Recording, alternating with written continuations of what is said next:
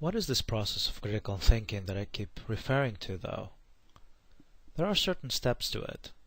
We need to identify our point of view, the purpose of making that decision. What are the questions that need to be asked? What is the evidence that we have or that we need to gather? What are certain inferences that we might have made along the way or that we need to make in order to reach the conclusion? Those are called assumptions. What are the implications and consequences that our decision will have?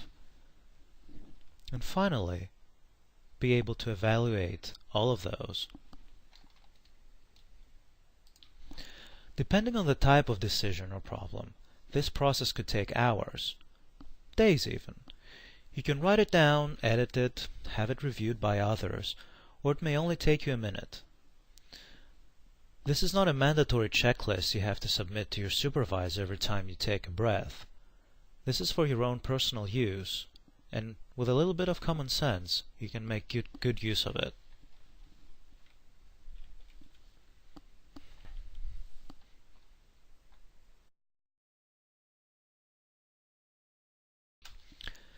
The very first thing that we learn when we start dealing with people is that there are different points of view. Differences in perspectives.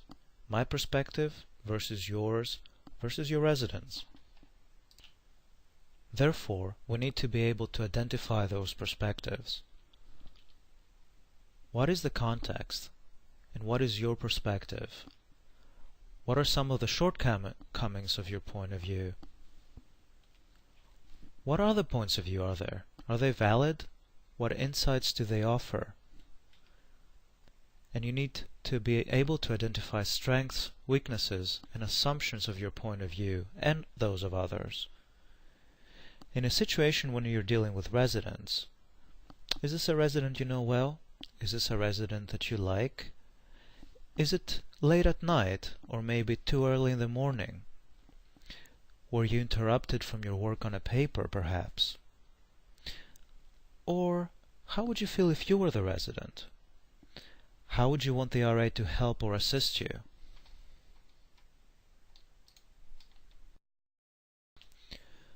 One thing that you should always keep in mind while having any type of conversation is what is your purpose?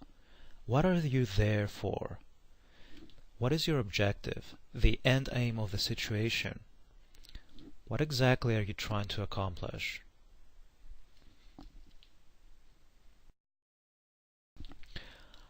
Identifying the purpose in any conversation is a two-way street.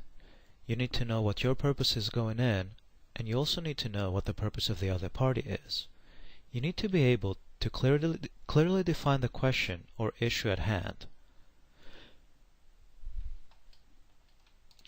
Remember that it is difficult to think critically with vague or poorly defined issues.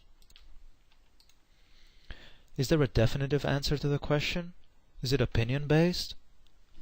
Are there any underlying issues or problems that are related to the current question?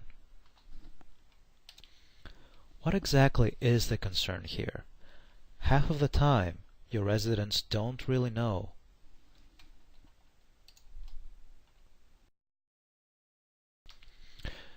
Traditionally, people gain status by spreading rumors.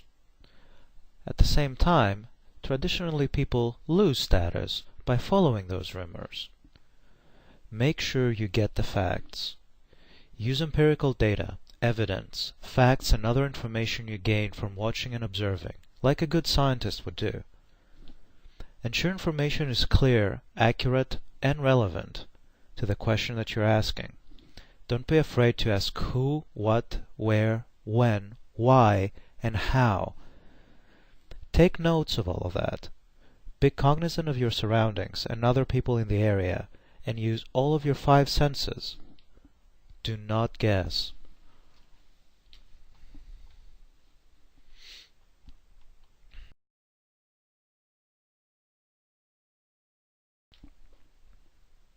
One of the core differences between good science and rumor mill is that where one uses deduction, the other uses inference.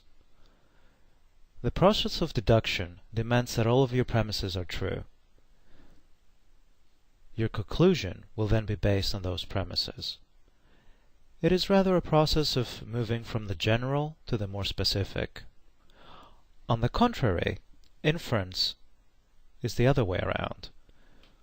From a handful of premises that you assume or know to be true, you try to draw a conclusion that is much more general.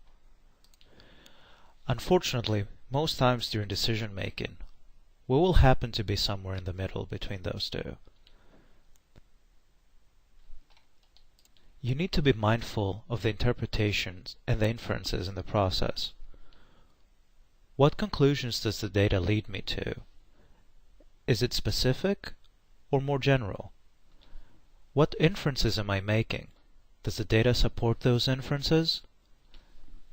Are there any possible other valid conclusions? One thing that really makes a difference between good deductive logic and poor inferential logic is assumptions. Don't assume. Remember, assume only makes an ass of you and me. We all know how it ends, and we all know what an assumption is. But can you really identify your assumptions? Can you back them with evidence? Does the data support them? And how are those assumptions affecting your point of view every time? If you really like the resident, are you more likely to believe them even if what they say is implausible or unlikely? What about a resident you dislike?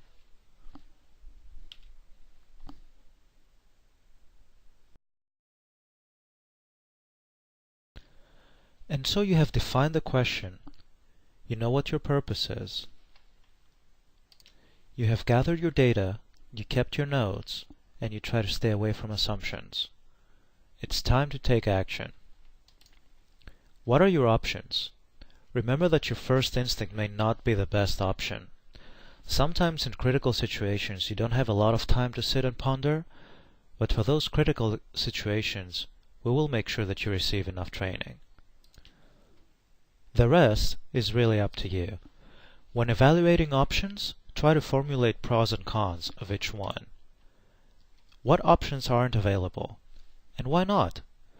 If a non-available option is clearly the best, can you affect the situation to make one of those options available? Where is the fine line between thinking outside the box and taking into consideration all of the data that you have?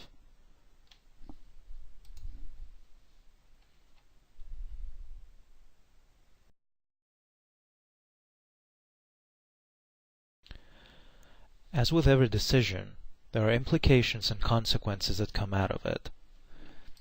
Implications are claims that follow logically from other claims or truths. What implications will your decision have? What are the consequences of the action that you decide to take? And remember about different perspectives?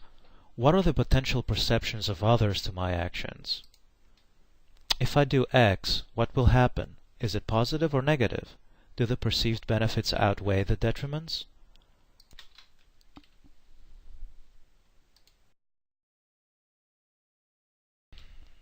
Collecting your data does not stop there, however. There comes the very important step of evaluating the decision that you just made. Did it work? What was the effectiveness of the decision? Could it have been more or less effective? What criteria are you using to determine that? And what would you change or keep the same if presented with a similar situation? Remember, every situation is a chance to learn.